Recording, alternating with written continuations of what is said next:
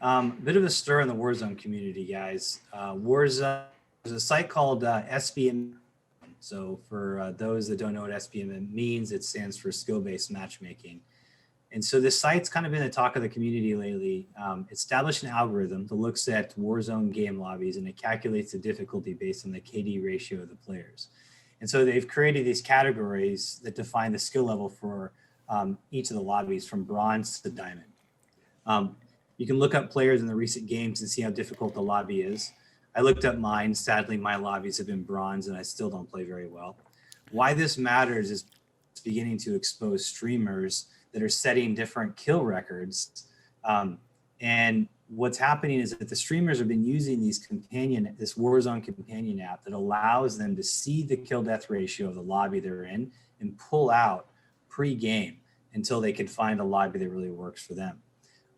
And so you've got all these people looking up their favorite streamers and then seeing the difficulty of some of their recent games and then calling the streamers out.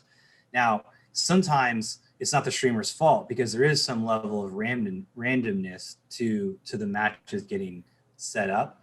Some of the streamers like Husker's Trey has been like very vocal that he doesn't do anything like that. And it's if you see him in a bronze, it's not his fault.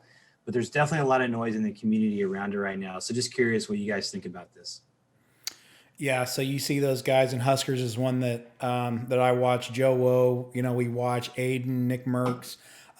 Those guys are just they're ridiculous. It doesn't matter what lobby they're in, and they've certainly been vocal back to just basically saying, "Hey, look, you guys watch me on stream. I don't back out of any matches." Exactly.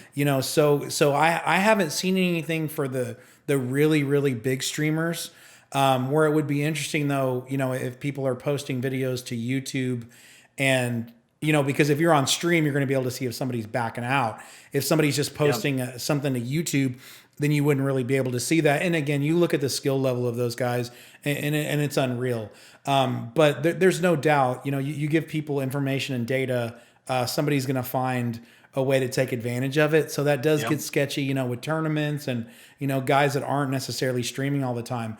The other thing that's come out that's really big is the thought that stream, I know we say streamers, but professionals or the community, Call of Duty community, let's say that, they're using certain routers that have what's called, it's a NetDuma OS. And I actually have one of the Netgear routers that uses that, where you can set the proximity basically of where you're going to get matches from. So I could say I'm playing from Mexico or from Europe and only get people in my lobby based on the connection that play around that area. So what the talk is that maybe there's some of that going on as well. So it's a way for them to exploit that. Nobody's actually come out and said it, and actually Modern Warzone, Doug is a guy that runs that site and that community, and I highly recommend everybody go check him out. He's awesome. He's kind of said, hey, I've got enough information to where I know what's going on, but I'm not going to be the one to release it. And he's in the business for news, and he's just like, look, some things just don't need to be released. It'll come out. I'm just not going to be the one to do it. So that's the one that people have kind of been a little bit mum on that hasn't actually come out publicly as well. That'll be interesting. But the state of the game is an issue as well, which they just had a large update today. But the meta right now is the DMR, which is really upsetting to a lot of people. I know we haven't been playing a lot recently, so I don't think we've gotten the brunt of that, and we get killed if people are still using their kilos from season 6.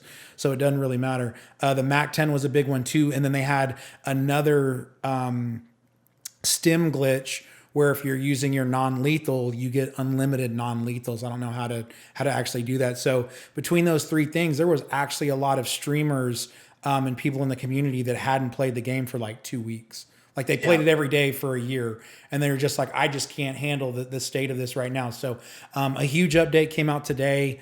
They addressed the DMR to some extent, to a decent extent. I think they fixed the Stim glitch. They've nerfed the MAC-10 a little bit as well. So I think it's in a better state. But again, we read all these, and that affects the really high skill players because it closes the gap of the skill level. I feel like when we get on, if we're going to kill somebody, we're going to kill them, you know, regardless. Or if we're not, we're not. So I do definitely feel for the guys that this is their life and they make their money off of it when the game is not in a good state. But hopefully it's in a better state, and hopefully they figure out skill-based matchmaking.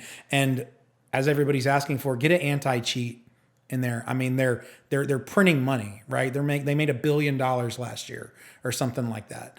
A solid anti-cheat would be good, but what's the incentive for Activision? I don't know that they have one, other than if they just wanted to make the game better. Well, I think the incentive, and I've talked about this before, I think that honestly, if I was Activision, I'd have a panel, you know, a steering committee of streamers that will continually provide feedback, because those streamers, that when they move to a new game, people are going to play the game that they're watching their favorite streamers play, right? And so, you know, you sort of create that ecosystem, and if they move off to a different game that's a non-Activision game, you know, they're going to start to lose audience, and that audience are people that they're paying money for, you know, Call of Duty, or, you know, buying skins from the store. So I think they actually should take some of that stuff, you know, a lot more seriously than they do. The anti-cheat stuff just blows my mind, why it's something that they wouldn't want to take more seriously and do something about. I also think that the update that they did with Cold War was too big. I think it was just too much at once. I thought they were on a good roll. I thought each update introduced sort of the right level of changes, and I think they went too big on that particular one. I mean, it wasn't a Cyberpunk 2077 disaster, but it certainly had its issues. Yeah, I still love Warzone. I like playing it. We obviously don't play as much as we used to on it. I'm still looking forward to getting on regularly and checking it out. But yeah, it'd be interesting to see this update. I actually didn't realize an update went out today, so I'll have to get that downloaded. Tony, any thoughts from your side? Nothing that really hasn't already been said. I mean, I feel like if you're that top tier of a player, you know, it's not really going to matter what lobby you're in, if you're in a bronze or whatnot. I mean, you still got the same amount of players that are trying to come after you and shoot you. Anything can happen. I mean, yeah, does it maybe give someone an advantage if they're doing it? Yeah, but again, like I said, at the same time, as long as you're taking damage like everyone else, anything can happen. So maybe a little bit of an edge some people get out of it, but I don't feel like it would. Yeah, it's a non-issue with me. But then again, I'm not, you know, this isn't my livelihood. You know, hopping on and playing for fun is one thing. And Trey, to your point, yeah, I die on landing half the time anyways by getting pistol whipped by someone. So I don't care about a non-nerf DMR or a MAC-10. Like, maybe nerf the melees for me a little bit so I can quit dying as soon as I land somewhere.